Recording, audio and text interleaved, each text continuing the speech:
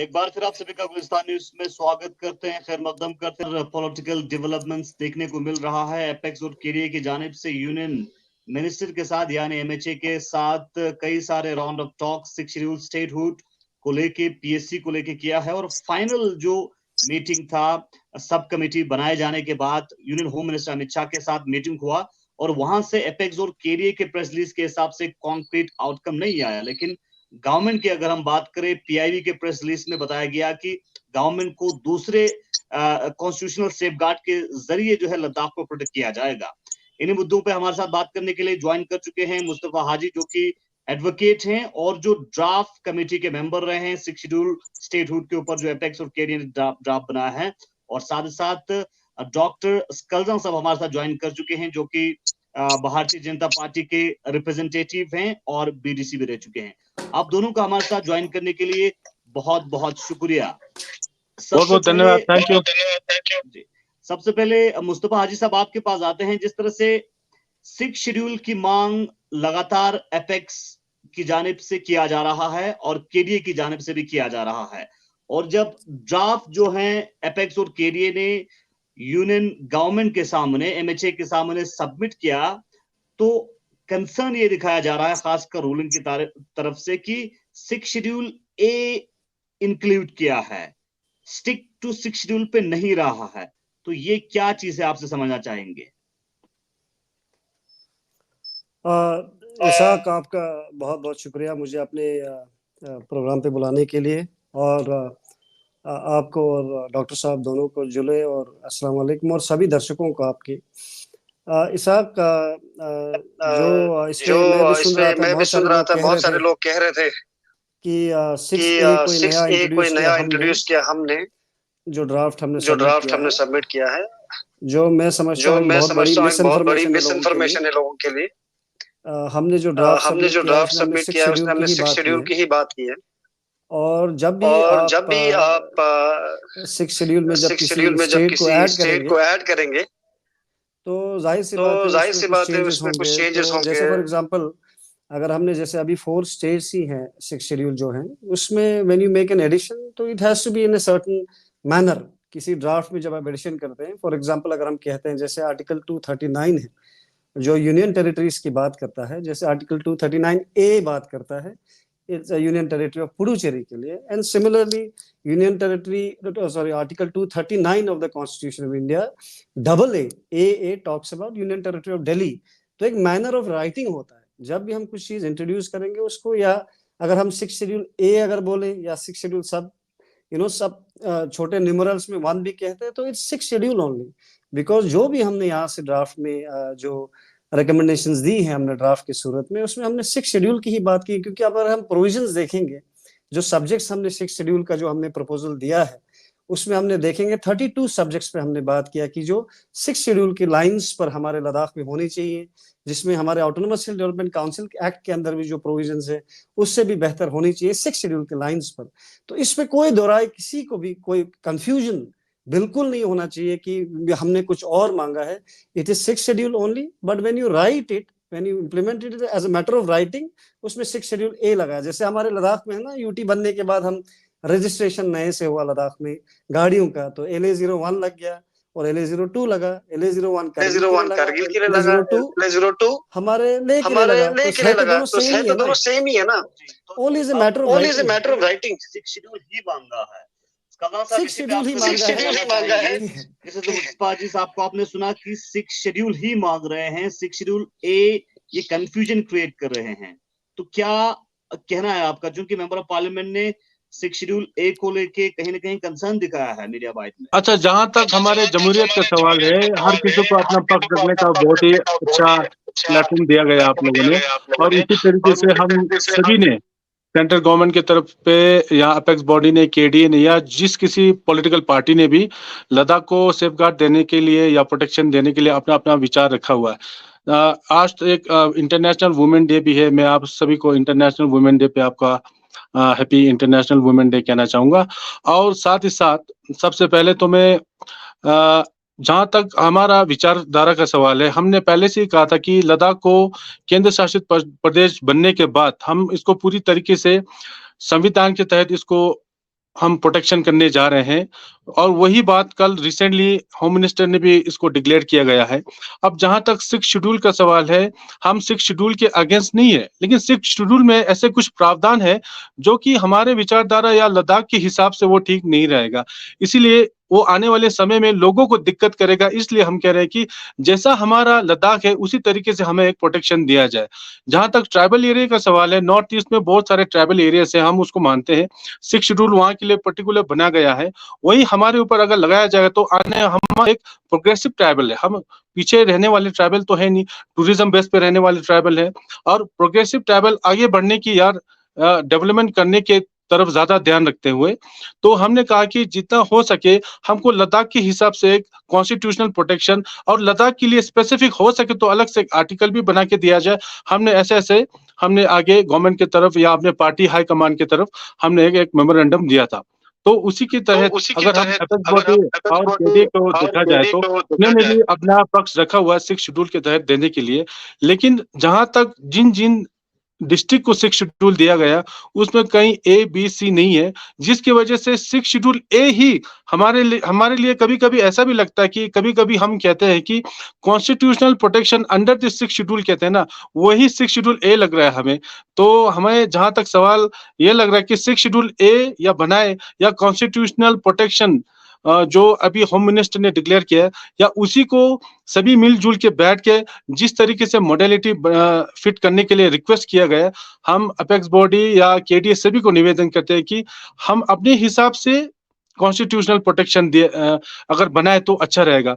और ऐसा एक समय दिया गया है सेंट्रल गवर्नमेंट की तरफ से, हाई पावर कमेटी आज तक बनाया नहीं गया और हमारे लिए पर्टिकुलर टाइम और टाइम फ्रेम बनाने के लिए मॉडलिटी सेट करने के लिए भी समय दिया जा रहा है। तो मैं सभी से निवेदन करूंगा कि 6 शेड्यूल ए का है या कॉन्स्टिट्यूशनल प्रोटेक्शन का है, इसके बारे में हमें अच्छी तरीके से एक बार फिर से सोचना चाहिए ताकि आने वाले समय में कोई दिक्कत ना करे। जी हाजी साहब, रूलिंग का और खासकर भारतीय जनता पार्टी का सवाल यही है कि अगर 6 शेड्यूल आप मांग रहे हैं, 6 शेड्यूल के जरिए आप सेफगार्ड मांग रहे हैं, लेकिन गवर्नमेंट आपको अगर सेफगार्ड ही दे रहे हैं तो 6 शेड्यूल ही क्यों? और जिस तरह से कलदम साहब ने कहा 6 शेड्यूल ए या कॉन्स्टिट्यूशनल सेफगार्ड, कॉन्स्टिट्यूशनल प्रोटेक्शन, तो क्यों सर? देखिए सर, हम 6 शेड्यूल इसलिए मांग रहे हैं और हम स्टेट की डिमांड इसलिए कर रहे हैं बिकॉज जो प्रोविजंस हैं जो 6 शेड्यूल में है with respect to land, with respect to identity, with respect to culture, एक प्रॉपरली जब हमारी कॉन्स्टिट्यूशन जब बन रहे थे साहब, एक बरदोली कमेटी बैठकर कॉन्स्टिट्यूशन असेंबली की डिबेट्स होकर ये रियलाइज किया गया कि जो ट्राइबल एरियाज है नॉर्थ ईस्ट में, जैसे बी आर अम्बेडकर ने भी कहा कि उनको सिक्योर करने की जरूरत है। There has already been a deliberation on this. हमारे कॉन्स्टिट्यूशन मेकर्स ने इस पे डेलिबरेट किया है 3 दिन तक, 4 दिन तक इस पे कॉन्स्टिट्यूशन असेंबली में हमारी इंडिया की इस पे डिबेट हुआ है, सारी डिलिबरेशंस करके नॉर्थ ईस्ट में इंप्लीमेंट किया गया बिकॉज दिस इंटरेस्ट सबसे बेस्ट यही प्रोटेक्ट करता है ट्राइबल एरियाज की। इसलिए आपको देखा होगा, चलो ईस्टर्न नागालैंड पीपल्स ऑर्गेनाइजेशन हो या बाकी अरुणाचल के कुछ ट्राइब्स हो, नागालैंड के कुछ ट्राइब्स हो, they are seeking for 6 schedule status. Why? Because Darjeeling का गोरखा लैंड हो, क्यों मांग रहे हो? बिकॉज उनको पता है कि ये सबसे बेस्ट प्रोटेक्शन है। जो कॉन्स्टिट्यूशनल सेफगार्ड्स की बात कर रहे हैं वो एक फर्दर डिमोशन है फ्रॉम 6 शेड्यूल, इसलिए हम कह रहे हैं कोई जरूरत नहीं है। मैं सर की, डॉक्टर साहब की बात से मतलब इस बात पे मैं बिल्कुल एग्री करता हूं कि हम सबको एक ही बार सोचना चाहिए। तो ये मैं समझता हूं कि जो एपेक्स और केडीए के लीडर्स हैं हमारे, उन्होंने इसको अच्छे से सोच के इसके बारे में कंसल्टेशन कर ये सब कर हमारे रिसर्च कर हमने ये रियलाइज किया है कि हमें उन्हीं नॉर्थ ईस्टर्न स्टेट्स के ग्राउंड्स पर हमें करने की जरूरत है, प्रोटेक्ट करने की जरूरत है। और अनफॉर्चुनेट है कि वो they are mincing words and they are saying कि ये बाकी चीजों से कॉन्स्टिट्यूशनल प्रोटेक्शन देनी चाहिए, जबकि सबसे बेस्ट इंटरेस्ट हमारा 6 शेड्यूल से हमारा इंटरेस्ट सर्व होगा। इसलिए हम कह रहे हैं कि 6 शेड्यूल की बात कर रहे हैं। एंड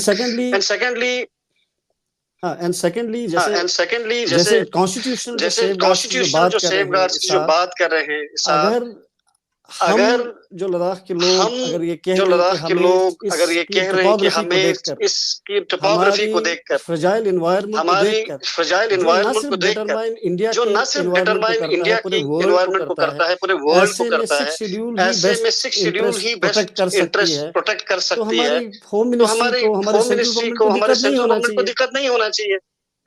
इसलिए उनको लग रहा है बिकॉज इट इज डिफिकल्ट, इसलिए वो बोल रहे कि कॉन्स्टिट्यूशन सेफगार्ड्स देंगे। यही करें सर, 6 पे जब आप जंप कर सकते हैं तो कॉन्स्टिट्यूशनल प्रोटेक्शन पे आप जंप क्यों नहीं कर सकते? जो 6 शेड्यूल ए कुछ नहीं है, मैंने आपको अभी बताया वो as a matter of writing होता है। 6 शेड्यूल ही मांगा है हमारे डिमांड जो ड्राफ्ट है, ओनली 6 शेड्यूल। चलिए, it is 6 schedule only, there is no other alternative way vast for. Doctor साहब, रूलिंग पे बार-बार सवाल ये उठने को मिलता है, बार-बार सवाल करते हैं रूलिंग पार्टी से, खासकर बीजेपी लद्दाख से, कि बीजेपी लद्दाख ने पहले जो 6 शेड्यूल का मुद्दा है वो अपने इलेक्शन मैनिफेस्टोस में रखे हैं, और खासकर अभी जो सोनम वांगचुक हंगर स्ट्राइक पे हैं तो बार-बार वही सवाल रूलिंग पे कर रहे हैं कि आप लोगों ने मैनिफेस्टो में रखा और आज आप मुकर रहे हैं।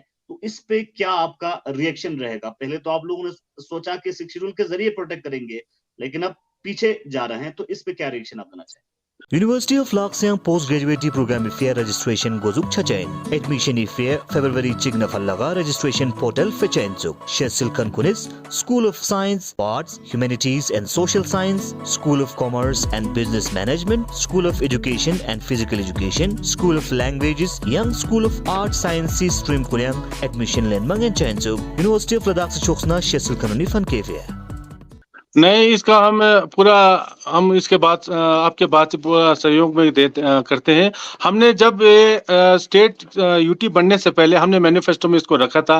बाद में वार्तालाप करने के बाद जहां तक हमें इसको अच्छी तरीके से हमने देखा, 6 शेड्यूल में ऐसे कुछ प्रावधान है जो लद्दाख के लिए हानिकारक हो सकता है। जैसे कि 6 शेड्यूल में गवर्नर इज द एब्सोल्यूट। हम किसमें अगर इसमें कुछ भी हम अगर कानून बनाए तो उसको गवर्नर पास करने के बाद ही उसको कानून बनाया जाएगा। और जहां तक स्टेट लैंड का सवाल है, लद्दाख में पूरा जितना भी लेह कारगिल दोनों को मिला के जितने भी यहाँ पे जमीन है वो पूरा Ladakh autonomous hill development council Leh और कारगिल के पास है, जो कि स्टेट लैंड है लेकिन डिस्ट्रिक्ट गवर्नमेंट के अंदर है। जबकि स्टेट लैंड का जो फुल अथॉरिटी है तो वो तो स्टेट गवर्नमेंट ही होता है। अगर हम 6 शेड्यूल को अगर लाएंगे तो वो डिस्ट्रिक्ट ऑटोनोमस काउंसिल यहाँ पे आएगा, जिसकी वजह से गवर्नर के पास एब्सोल्यूट पावर भी आएगा अलॉटमेंट देने के लिए, ट्रांसफर करने के लिए और सब कुछ चेंज करने के लिए। कम हो जाएगा। हाँ, पावर कम हो जाएगा। डिस्ट्रिक्ट ऑटोनोमस काउंसिल में absolute governor is the absolute हो जाएगा, जबकि स्टेट लैंड भी हमारे पास नहीं रहेगा, क्योंकि लद्दाख में फॉरेस्ट रिजर्व दोनों नहीं है, फॉरेस्ट लैंड भी नहीं है या रिजर्व फॉरेस्ट दोनों ही नहीं है। जितना भी जमीन है या फिर वो मलकियत का जमीन है या फिर स्टेट लैंड है, और सबसे ज्यादा 100 में से 80% वो स्टेट लैंड है। उसी तरीके से काफी चीजें हमने देखा हुआ है, और वो हमने अकेले लेह में बैठ के हमने इसको डिस्कस नहीं किया। पार्टी हाईकमान के साथ दिल्ली में बैठा हुआ है, गवर्नमेंट के साथ भी हमने विचार विमर्श किया है, और साथ ही साथ उन्होंने यहाँ तक भी कहा कि 6 शेड्यूल का भी क्या कह सकते हैं कि ये परमानेंट सॉल्यूशन है कि बोल के, ये भी एक टेम्परेरी प्रोविजन है। आप ध्यान से उसको देख सकते हैं। और आने वाले समय में सेंट्रल गवर्नमेंट का ये विचारधारा है, राष्ट्रवाद नीति से चलने वाली एक गवर्नमेंट है।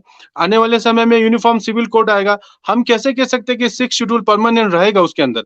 तो इस सभी को देखते हुए जहां तक मुझे लगता है कि जब तक हमने यूटी के लिए डिमांड किया था, उस बीच में सेंट्रल गवर्नमेंट ने कहा कि यूटी अभी बहुत दूर है, तब तक आप एक Ladakh autonomous hill development council ले लीजिए। हमने लिया था, उसका हम आज भी लुत्फ ले रहे हैं।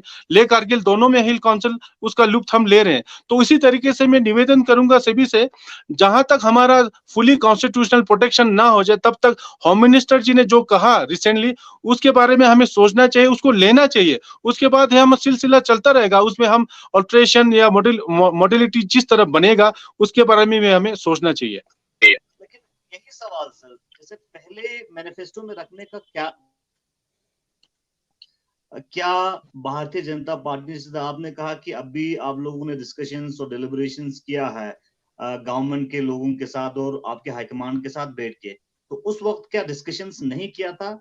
क्या हाईकमान को जानकारी नहीं था सिक्स शेड्यूल को मैनिफेस्टो में रखने के बारे में? नहीं, जिस तरह अगर हमने यूटी देने के बाद, अगर हमने ये देखा कि यूटी देने के बाद भी एक प्रोटेक्शन तो चाहिए, जिस तरीके से हर लोग सोच रहे हैं कि लद्दाख को एक प्रोटेक्शन चाहिए, तो उसी तरीके से भारतीय जनता पार्टी का हर एक कार्यकर्ता ये सोचता है कि लद्दाख को एक प्रोटेक्शन तो चाहिए। उसी विचारधारा के साथ चलते हुए हमने भी सिक्स शेड्यूल के बारे में सोचा, हमने भी लिखा, लेकिन जहां तक हमने देखा, उन्होंने कहा कि सिक्स शेड्यूल पर्टिकुलर, कहने लगे पर्टिकुलर ये नॉर्थ ईस्ट के लिए, आपके लिए, आपको आपके हिसाब से देंगे। अभी मीडिया में एक नैरेटिव ये भी चल रहा है, कोई कहता है कि 371 दे देंगे, कुछ अलग से दे देंगे, लेकिन पर्टिकुलर ये भी तो हो सकता है कि लद्दाख के लिए स्पेसिफिक आर्टिकल बन जाए। इससे बड़ी बात हम क्या हो सकते है, इससे बड़ी बात तो, इसीलिए हम ये कह रहे हैं कि सभी से इसके बारे में प्लेटफॉर्म पे बैठ के जो होम मिनिस्टर जो ऑफर दे रहे हैं, मॉडलिटी को सेट करना चाहिए, सभी के बैठ के वार्तालाप करके जिस तरीके से लद्दाख की स्पेसिफिक मॉडलिटी बने, उसके बारे में हमें सोचना चाहिए। इस ऑफर को ठुकराना नहीं चाहिए। Opportunity knocks once at the door, इसको गंभीरता के साथ लेना चाहिए। गवर्नमेंट ऑफ इंडिया की तरफ से ऑफर आया, बेशक होम मिनिस्टर ने निकाला हुआ है, लेकिन ऑफर तो गवर्नमेंट ऑफ इंडिया की तरफ से है। हाजी साहब, क्या टेक है आपका? जैसे डॉक्टर साहब का कहना है कि सिक्स शेड्यूल में कई ऐसे प्राविधान हैं जो लद्दाख को नुकसान देके जा सकता है, तो क्या टेक रहेगा? और साथ ही साथ उन्होंने पॉइंट वाइज भी बताया कि कौन कौन से पॉइंट्स हैं हो सकता है, और जो ऑफर इस वक्त गवर्नमेंट की तरफ से जो है रखा गया है उसको एक्सेप्ट करने की जरूरत बताया जा रहा है। क्या टेक है आपका? ऐसा पहले तो इन्होंने ये बताया नहीं कि डिसएडवांटेजेस क्या है। वो कह रहे हैं कि गवर्नर की मर्जी पर रहता है, गवर्नर की जाहिर सी बात है, गवर्नर के एसेंट से लॉज फाइनली पास होती है ऐसा। But the reason why we are saying कि that is there is a need for a legislature also is because जो सिक्स शेड्यूल एरियाज है वो ऑलरेडी प्रोटेक्ट करती है पहले से ही चीजें। बहुत सारी सेंट्रल लॉज एप्लीकेबल नहीं होती सिक्स शेड्यूल एरियाज में without the autonomous hill development councils ADCs approving them. इसका क्या मतलब है कि ऑलरेडी गिवन फोन के साथ जैसे हमारा रहता है ना प्रोटेक्शन, जो ऑलरेडी आती है, सॉफ्टवेयर आते हैं, वो ऑलरेडी उसमें डले हुए थे सारे। मैं आपको अगर लेमैन लैंग्वेज में समझाऊं, वो सब सॉफ्टवेयर ढल के आते हैं पहले से, एंटीवायरस ये बाकी फलाना फिलाना सब डल के आता है, उसमें पहले ही ऑलरेडी आता है, उसमें और कुछ। And having said this, एक सेकंड इसाक, मैं ये कह रहा था क्योंकि प्रोटेक्शन बहुत ज्यादा स्ट्रांग होती है इसमें, इसलिए हम मांग रहे हैं। वो जो एलजी वाला जो कह रहे हैं that can not be the reason कि हम उस पे सिक्स शेड्यूल ना मांगे। और ये कह रहे हैं कॉन्स्टिट्यूशनल प्रोविजन, एलजी साहब को तो वैसे ही रहना है। एलजी साहब तो कॉन्स्टिट्यूशनल प्रोटेक्शन होगा तब क्या होगा बताइए। ऑटोनोमस हिल डेवलपमेंट काउंसिल को तो ये कह रहे हैं लुत्फ ले रहे हैं, क्या लुत्फ ले रहे हैं मुझे बताइए। ऑटोनोमस हिल डेवलपमेंट काउंसिल, उनको लॉ मेकिंग पावर्स तक नहीं है। कल को अगर लॉ मेकिंग पावर्स देते हैं, सपोज गवर्नमेंट प्रपोज करती है कोई, सपोज लॉ मेकिंग पावर्स अगर उनको भी देती है, तो फिर भी एलजी साहब ही होंगे। कैसा कोई प्रोविजन कॉन्स्टिट्यूशन में कोई है नहीं है, अलग से लद्दाख से कोई अलग से कॉन्स्टिट्यूशन तो नहीं बनाएंगे। अगर 371 होगा फॉर एग्जाम्पल, जो सर कह रहे थे डॉक्टर साहब, in that also the power will lie with the LGs. उसमें 4 डिस्ट्रिक्ट सपोज अगर होंगे या 6 डिस्ट्रिक्ट होंगे, तो उनके ऊपर तो ब्यूरोक्रेट्स ही रहेंगे। तो लुत्फ तो ब्यूरोक्रेट्स ले रहे हैं अभी लद्दाख में, हम क्या लुत्फ ले रहे हैं बताइए। हमारे काउंसिलर्स उनको तो दरवाजे के बाहर निकाला। कितने हमारे प्रोटोकॉल्स को, जो कैबिनेट मिनिस्टर का जो रैंक रखते हैं, उनकी तो सारी प्रिविलेजेस छीन ली गई। अच्छा, मैं ये कहना चाहता हूँ कि अभी तक यूटी बनने के बाद जमहूरियत में हमारा पब्लिक रिप्रेजेंटेटिव हिल काउंसिल में और कारगिल है। सिक्स शेड्यूल के अंदर ना ब्लॉक डेवलपमेंट काउंसिल आता है, ना ही पंचायती राज आता है। और इस माध्यम से देखा जाए तो हर एक, अगर हम पीपल एस्पिरेशन को अगर आगे लेके जाना चाहे तो पीपल रिप्रेजेंटेटिव भी इसमें होना चाहिए। तो सिक्स शेड्यूल में वो प्रावधान नहीं है। और जहां तक हमारा लॉ मेकिंग बॉडी का सवाल है, वही मैं कह रहा हूं कि अगर मॉडलिटी सेट करना ही है तो इसी हिल काउंसिल में जिसको ऑलरेडी स्टेट लेन दिया गया है, जिसके पास ऑलरेडी स्टेट लेन है, तो क्यों इतने बड़े 90% स्टेट लेन को हम हिल काउंसिल के हाथ से क्यों निकाल के जाने देंगे? इसको रखने के लिए बोल रहा हूं मैं, इसी के पास रखने के लिए। क्योंकि जितना भी हमारा जो प्रोग्रेसिव होगा, जितना भी हमारा डेवलपमेंट होगा, जितना भी हमारा या डेवलपमेंट के जो इंफ्रास्ट्रक्चर्स बनेगा, वो तो जमीन के ऊपर ही होगा ना। इसलिए सबसे ज्यादा अहम चीज जो होता है वो जमीन ही होता है, बाकी सारा सेकेंडरी होता है, जमीन प्राइमरी होता है। तो जमीन हिल काउंसिल के पास है, हिल काउंसिल के हाथ से ना निकल जाए, इसके लिए हम बोल रहे हैं कि इसी हिल काउंसिल को एम्पावर करके ऑलरेडी जो ये हिल काउंसिल है जितने भी हिल काउंसिल से इंडिया में अभी तक सबसे पावरफुल हिल काउंसिल ये है फिलहाल। अब ये कह रहे हैं कि उसमें लॉ मेकिंग बॉडी है, चलो मैं मान लेता हूँ थोड़ी देर के लिए वो उसमें लॉ मेकिंग बॉडी है, लेकिन कितना लॉ बना सकते हैं वो, कौन कौन से लॉ बना सकते हैं? प्राइमरी स्कूल तक आते हैं वो, अभी हमारे हिल काउंसिल डिग्री कॉलेज तक देखते हैं। तो इसी तरीके से काफी उसमें लूप होल्स है जिसको हम सेट करने की जरूरत है। वो 6 शेड्यूल के अंदर हम सेट नहीं कर सकते। हिल काउंसिल, ऑटोनोमस हिल काउंसिल, ले कारगिल दोनों को मिल बैठ के मॉडलिटी सेट करे तो इसके अंदर चेंजेस कर सकते हैं। उसमें चेंजेस नहीं कर सकते हम, 6 शेड्यूल में चेंजेस नहीं कर सकते। वो गवर्नमेंट हमें ऑफर दे ही नहीं रहा, तो हम उसकी तरफ, चेंजेस की तरफ हम क्यों जाए? जब ये प्लेटफॉर्म हमें गवर्नमेंट दे रहा है, गवर्नमेंट ऑफ इंडिया दे रहा है, तो इस प्लेटफॉर्म पे बैठ के डिस्कशन करनी चाहिए। बाद में देखा जाए इसके बाद क्या होगा, हम सभी बैठ के करेंगे, लेकिन इस बार इस अपॉर्चुनिटी को वापस नहीं भेजना चाहिए।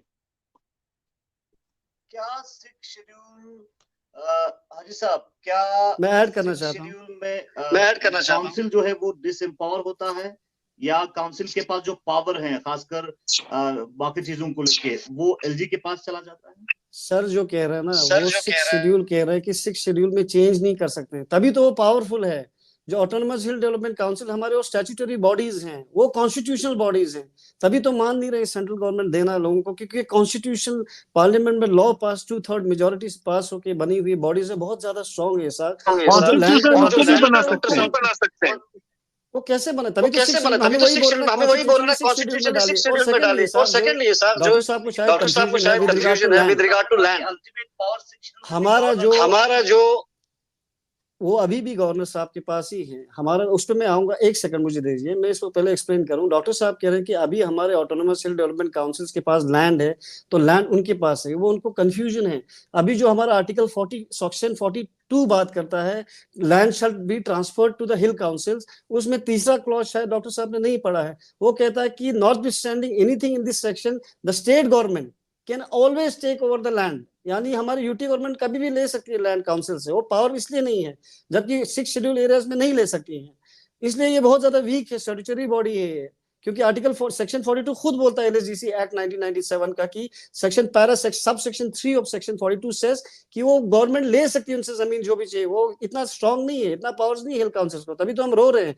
एंड सेकेंडली 6 शेड्यूल में नहीं ले सकते। Now coming to your question, the whole question इसाक, मैं डॉक्टर साहब आपको ये बताना चाहता हूँ कि हमारा पावर सिमेट्री का इस वक्त हमारे यहाँ कॉन्स्टिट्यूशनल सिर्फ 6 शेड्यूल, तभी तो हम बोले स्टेटहुड लेजिस्लेचर दे दो, क्योंकि पावर एसिमेट्री बहुत ज्यादा है इस वक्त। हमारे ब्यूरोक्रेट्स बहुत ही ज्यादा पावरफुल है बनिस्बत हमारे जो इलेक्टेड रिप्रेजेंटेटिव्स हैं।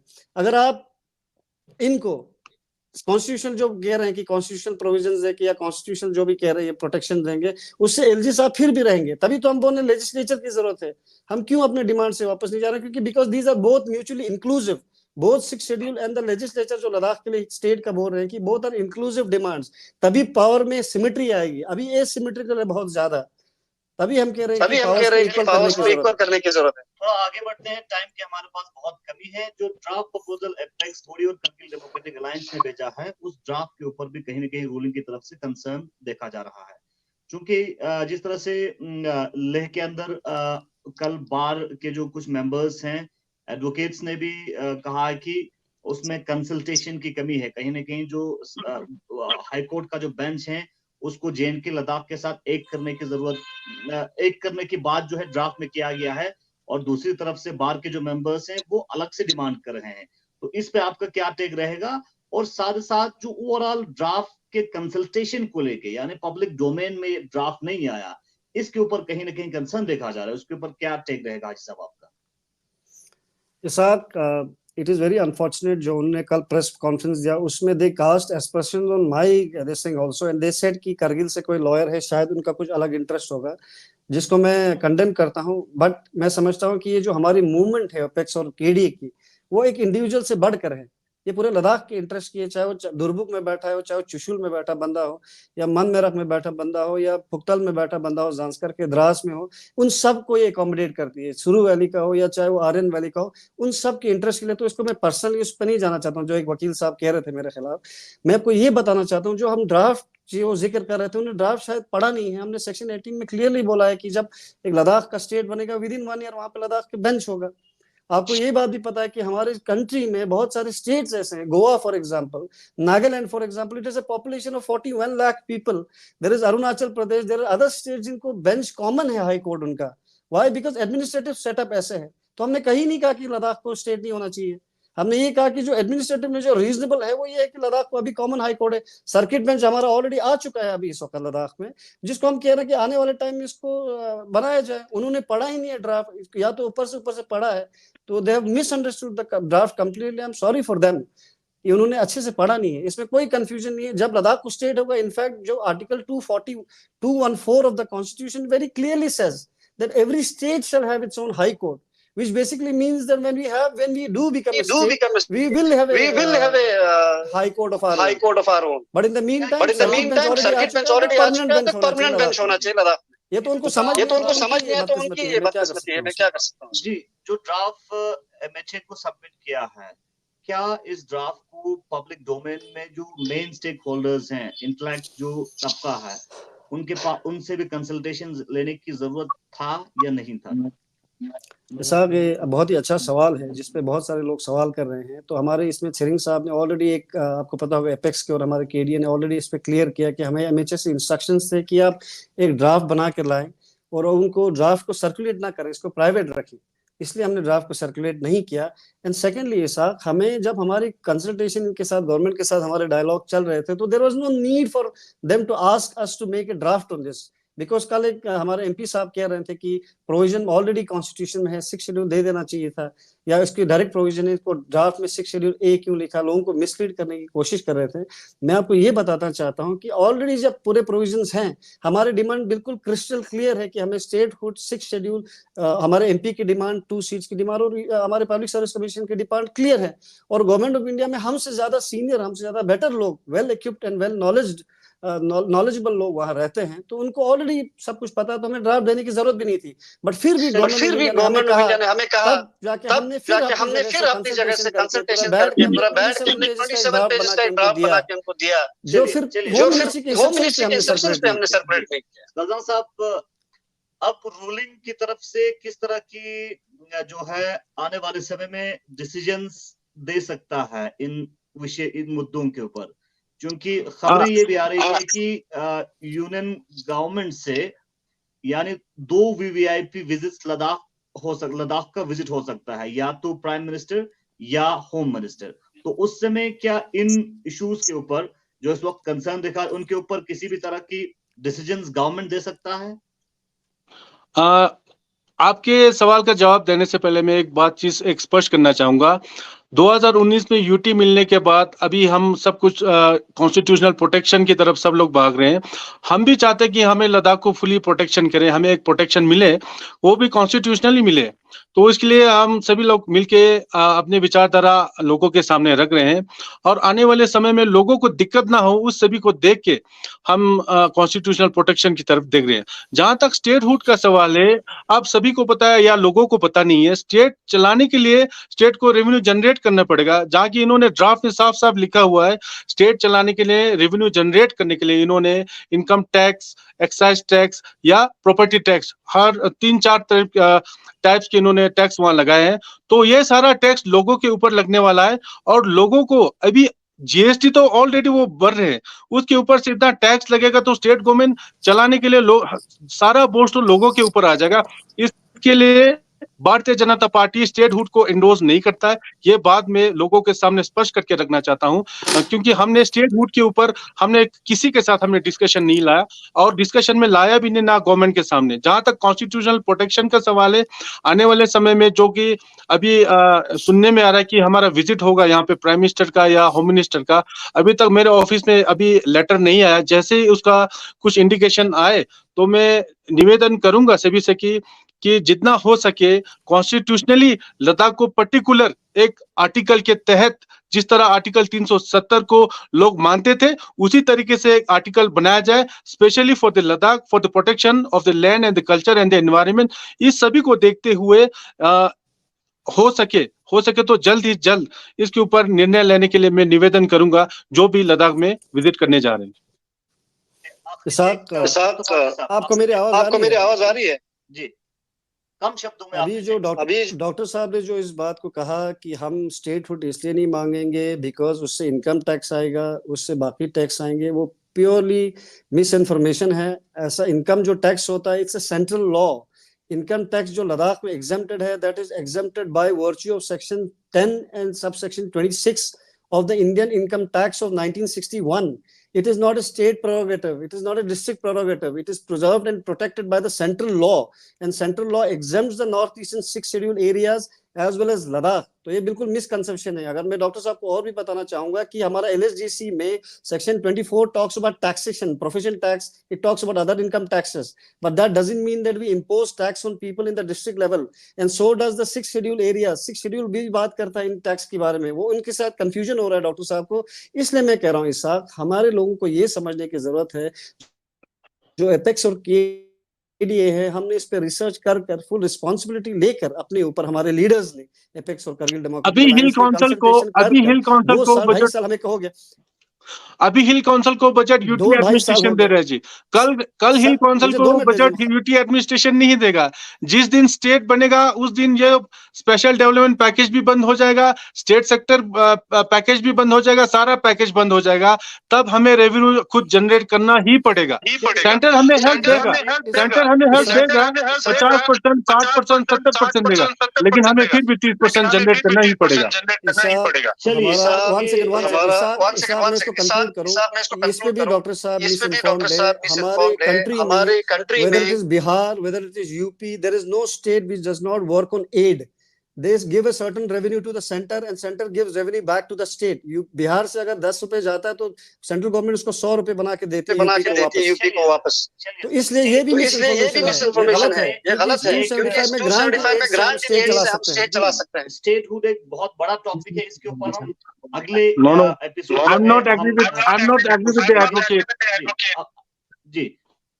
तो आप दोनों का बहुत बहुत शुक्रिया, और आने वाले वक्त में और भी 6 शेड्यूल, स्टेटहुड और खासकर बताया भी जा रहा है कि पीएससी के ऊपर कहीं ना कहीं गवर्नमेंट बहुत जल्द जो है डिसीजन लेने जा रहा है। और 6 शेड्यूल के ऊपर हमने आज थोड़ी सी डिस्कशंस, डिलिब्रेशंस और खासकर लोगों तक दोनों नैरेटिव्स लाने की कोशिश की कि एपेक्स केडीए का क्या सोच है, रूलिंग पार्टी का क्या सोच है, और उसी तरह से स्टेटहुड के ऊपर भी क्या सोच है। अगर स्टेटहुड मांगे तो क्यों, और स्टेटहुड नहीं मांगे, इंडोर्स नहीं करे तो क्यों, इसके ऊपर और अगले एपिसोड में आप तक पहुंचाने की कोशिश करेंगे। आप दोनों का हमारे साथ ज्वाइन करने के लिए बहुत बहुत शुक्रिया। आप देखते रहें गुलिस्तान। थैंक यू जुले।